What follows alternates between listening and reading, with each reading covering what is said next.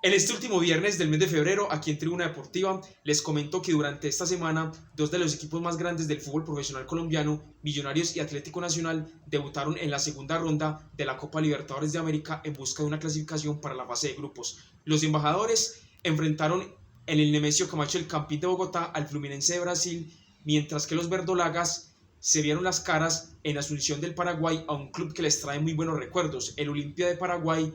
Precisamente este equipo fue cuando Nacional ganó su primera Copa Libertadores en el año 1989 al imponerse en la serie de los penaltis. Empecemos con el equipo que dirige Alberto Gamero, que previo a este enfrentamiento que tuvo ante los brasileños y que el Fluminense ya sabe lo que es disputar una final de la Libertadores, que fue en el año 2008, que perdió ante la Liga Deportiva Universitaria de Quito de Ecuador, tenía una desventaja de que el más del 50% de su nómina son jugadores muy jóvenes y no tienen ninguna experiencia y trayectoria internacionalmente. Esos eran los casos de Andrés Felipe Román, Andrés Ginás y Omer Bertel en el sistema defensivo. Ya en la zona medular estaba Steven Vega y los otros tres jugadores eran el venezolano Eduardo Sosa, que jugó anteriormente en Jaguares de Córdoba, Daniel Ruiz y el delantero Diego Erazo. Solo 4 futbolistas del equipo bogotano ya sabían lo que era jugar ediciones anteriores de la Libertadores. El arquero Álvaro Montero, el defensor central costarricense Juan Pablo Vargas, Larry Vázquez y David Macalister Silva. De los 3 jugadores que les acabo de mencionar, disputaron la edición 2019 de la Libertadores con la camiseta del Deportes Tolima. Y ya David Macalister Silva, uno de los jugadores más importantes, la bandera de este equipo en los últimos años, participó de las ediciones 2017 y en el 2018, cuando quedaron eliminados en la fase de grupos ante Corinthians de Brasil, Independiente de Argentina y el Deportivo Lara de Venezuela. Fluminense, si hacemos la comparación con otros equipos grandes del Brasileirao, no es que tenga una nómina rimbombante, aunque sí tiene elementos vitales en determinadas zonas de su sistema. El portero de 41 años, Fabio, el volante de primera línea, Felipe Melo, y 2 goleadores como son Fred, el argentino Germán Ezequiel Cano, que es el goleador histórico del Medellín con 129 anotaciones, y el futbolista Ganso, que disputó en el año 2010 la Copa del Mundo con Brasil, que se celebró en Sudáfrica. En los primeros 10 minutos, Millonarios fue un equipo que arrolló completamente a Fluminense. Se hizo rápidamente dueño del compromiso, principalmente con sus 2 jugadores que son muy técnicos en el manejo de la pelota y en también generar opciones por diferentes sectores del terreno de juego. David Macalister Silva y el ya mencionado Daniel Ruiz. Precisamente la anotación de los locales llegó al minuto 7 por el venezolano Eduardo Sosa, tras rematar potentemente con la pierna derecha, donde se la clavó a todo el ángulo derecho del portero Fabio, donde nada pudo hacer. Pero ¿qué es lo que pasa? Después de esos 10 minutos, cuando Fluminense todavía se estaba sintiendo muy incómodo, no era capaz de hacer un juego muy colectivo, muy conectado, muy compactado, en donde sus principales figuras no estaban rindiendo al 100 y menos al 50%, fue cuando se le sacó la primera tarjeta amarilla al jugador venezolano Sosa, cuando tuvo un enfrentamiento verbal con el jugador Felipe Melo, que es uno de los futbolistas más temperamentales de aquí del continente sudamericano. Ya después, al minuto 17, cuando Eduardo Sosa le pegó con el codo a un jugador de Fluminense en la cara, el árbitro argentino Darío Herrera le sacó la segunda tarjeta amarilla y lo expulsó del compromiso. Más allá de que Fluminense ya después del minuto 30 empezó a generar peligro a la portería de Álvaro Montero, y así fue que llegó la anotación del empate con David Braz al minuto 42 tras un error del arquero Guajiro, en donde dejó la pelota en el rebote y los brasileños aprovecharon ese papayazo. Ya en la segunda parte, inclusive Millonarios con un hombre menos, la verdad, si hacemos un balance general, tuvo muchas más opciones, más remates a portería, más fútbol ofensivo de manera horizontal y vertical por toda la zona medular, por toda la mitad de la cancha y por todas las bandas. Inclusive cuando el partido hubo 1-1 todavía en el minuto 77, David Macalister Silva tuvo la oportunidad de hacer la segunda anotación con un penalti, pero se la tapó el arquero brasileño. Y ya después Germán Ezequiel Cano aprovechó una asistencia de Luis Enrique y puso el 2-1. Y Millonarios, la verdad, perdió un partido en el cual lo tenía todo para ganar y así irse con muy buena ventaja para el partido de vuelta de la próxima semana. En Atlético Nacional pasó algo muy similar, pero ya el conjunto verdolaga, 2 veces campeón de este torneo, sí tiene ya muchos jugadores con más experiencia, más recorrido, más trayectoria, que han sido ganadores en otros clubes y también con mucha más malicia, si lo podríamos decir en otro término. Ya lo que ofreció Olimpia de Paraguay fue algo bastante novedoso. ¿En qué sentido? Históricamente conocemos a los equipos paraguayos que son fuertes en el juego físico y que también son muy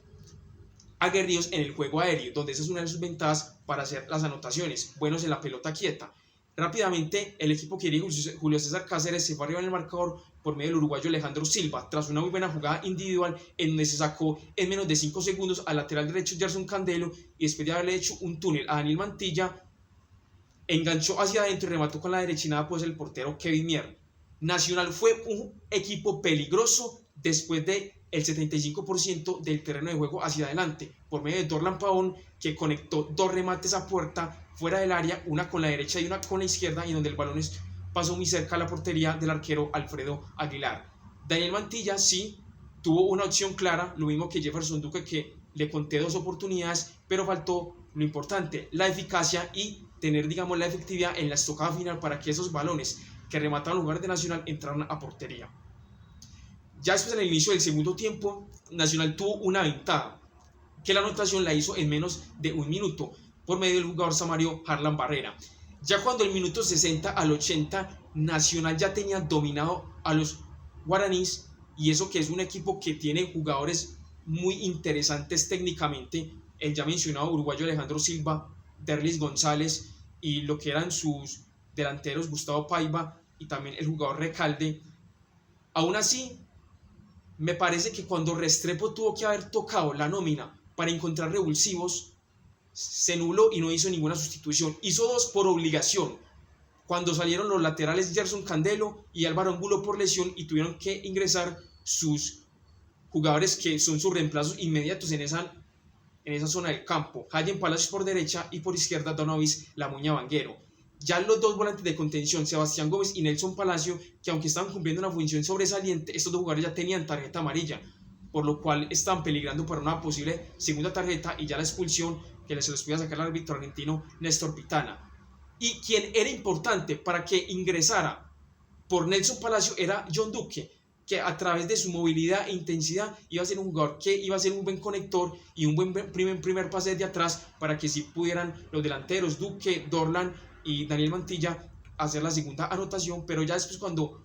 Olimpia hizo una sustitución donde ingresó el jugador Francisco Cardoso, al minuto 82 hizo una anotación con un golazo de más de 20 metros de distancia, donde nada pudo hacer Kevin Mier. Y ya la tercera anotación, cuando hubo ya un bache en toda la defensa y cuando Nacional lo cogieron mal parado, tras una asistencia que le hizo Derlis González al mismo Francisco Cardoso, puso el 3-1 final. Más allá de que Millonarios y Nacional mostraron intención de ganar el partido,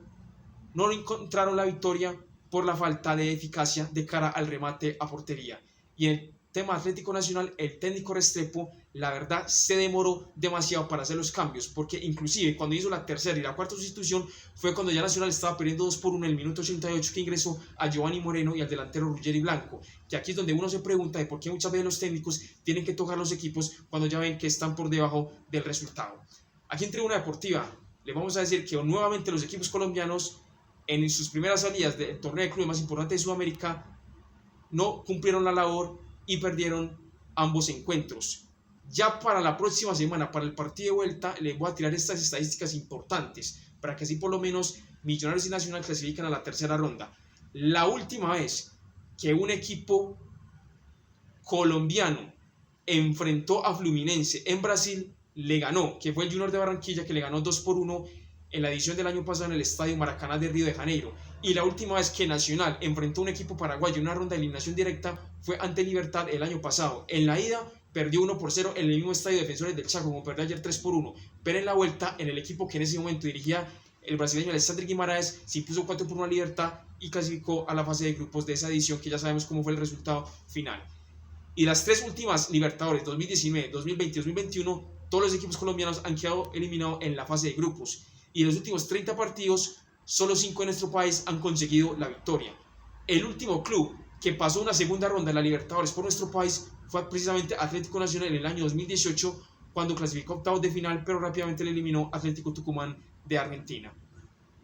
Para Nacional y Millonarios se puede aplicar esta frase: jugaron como nunca, pero perdieron internacionalmente, como siempre se ha dado en estos últimos años. Muchas gracias por el video, hasta luego, que estén bien.